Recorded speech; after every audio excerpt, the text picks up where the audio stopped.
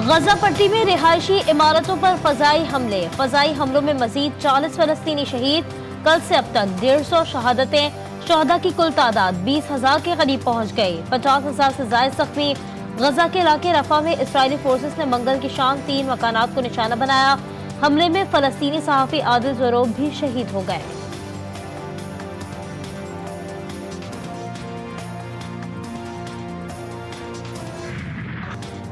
Jabalia में Israel की जालिमाना बमबारी। जबालिया के मकीनों के लिए मंगल और बुध की रात खौफनाक तरीन रात। शदीद बमबारी से आसमान पर दूर दूर तक रोशनी फैल गई। इसराइली फौज के हमले के बाद गजा के एक और अस्पताल की सरगर्मियां मुअत्तल। शुमाली गजा की पट्टी के अल अहलिया अरब अस्पताल ने इसराइली फौजियों के हमले के बाद काम करना छोड़ दिया। अस्पताल के डायरेक्टर फदील नईम का बयान सामने आ गया। इसराइली फौजियों ने अस्पताल के डॉक्टरों, तिबी अमले और मरीजों को गिरफ्तार कर लिया। अस्पताल के कुछ हिस्से मुकम्मल तबाह हो गए। अब किसी मरीज या जख्मी का इलाज मुमकिन न रहा। डायरेक्टर फदील नईम की तस्दीक। गजा में इसराइल और हमास के दरमियान नए मुआहदे की कोशिश। हमास के रहनुमा इस्माइल हानिया आज काहिरा का दौरा करेंगे। मिस्र ने कतर के साथ मिलकर गुज़श्ता माह जंगबंदी में मदद की थी। गजा में अब भी 100 से ज्यादा यरगमालियों की इत्तला।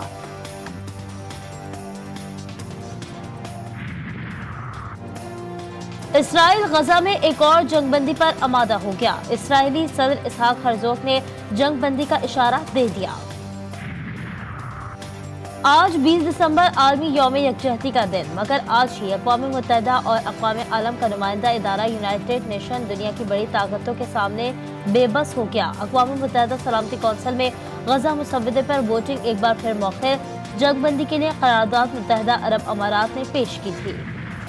फलस्तीनी मुजाहिदीन की भरपूर छापामार कार्रवाइयाँ। गजा इसराइली फौज का कब्रिस्तान बनने लगा।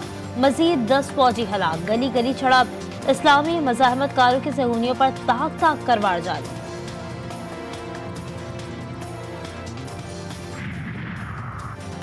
यमनी फोर्सेस अंसारुल्लाह की बहरे अमर पर हुक्मरानी। डेनमार्क के मैरिसेक कंपनी के जहाजों का रुख अफ्रीका की तरफ मोड़ दिया।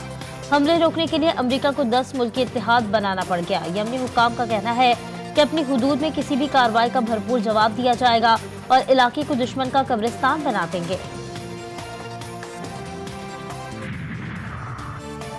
टिकटॉक हराम। जामिया उलूम इस्लामिया बनूरी टाउन का फतवा आ गया। सोशल मीडिया प्लेटफॉर्म फहाशी और उरियानी फैलाने का जरिया करार।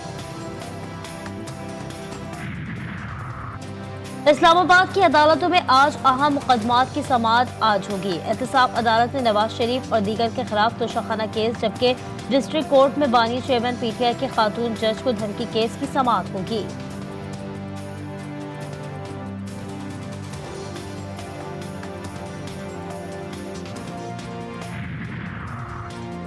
Cipher case Islamabad high court में चैलेंज। दरख्वास्त आज एतराज़ात के साथ समाअत के लिए मुकर्रर।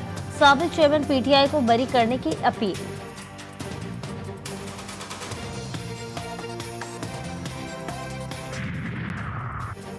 फैजाबाद धरना कमीशन में lieutenant general retired Faiz Hamid की तलबी का इम्कान। सवालनामा तैयार कर लिया गया। साबिक एसएसपी ऑपरेशन साजिद कियानी का बयान कलमबंद। आरोज का मामला दबा तो चीफ इलेक्शन कमिश्नर पर एतराज उठ गया। पाकिस्तान बार कौंसिल और सुप्रीम कोर्ट बार के इलेक्शन कमीशन पर तहफ्फुज़ात। वुकला ने चीफ इलेक्शन कमिश्नर से इस्तीफे का मुतालबा कर दिया। इंतखाबी तरीक़ाकार, हल्का बंदी और नशिस्तों की तकसीम पर भी सवालात उठा दिए गए। जल्द और पाकिस्तान नुमाइंदा कन्वेंशन बुलाने का इम्कान।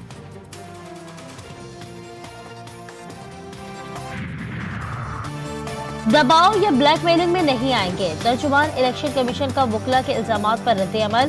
चीफ इलेक्शन कमिश्नर के जिला में इजाफी नशिस्त बनाने का बयान मुस्तरद।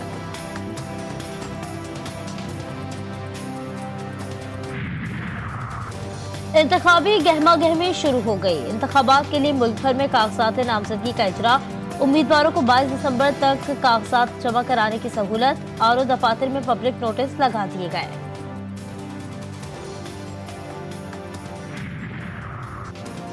पीटीआई उम्मीदवार फाइनल ना कर सकी। इलेक्शन लड़ने के ख्वाहिशमंद अफराद कागजात नामजदगी जमा कराने की हिदायत।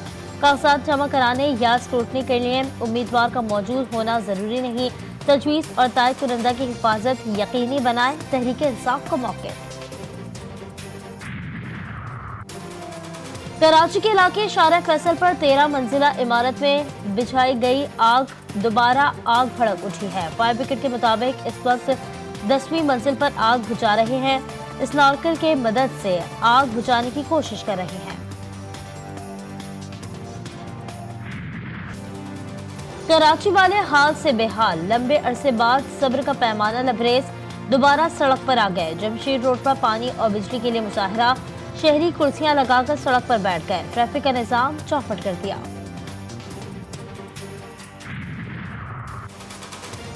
न्यूजीलैंड के खिलाफ T20 सीरीज की तैयारियां, पाकिस्तानी स्क्वाड का ऐलान, कई नए नाम, इन 3 विकेट कीपर भी शामिल। और कौमी टीम पर्थ से मेलबर्न पहुंच गई। आज आराम का दिन, कल प्रैक्टिस, 22 दिसंबर को प्रैक्टिस में मैच शेड्यूल।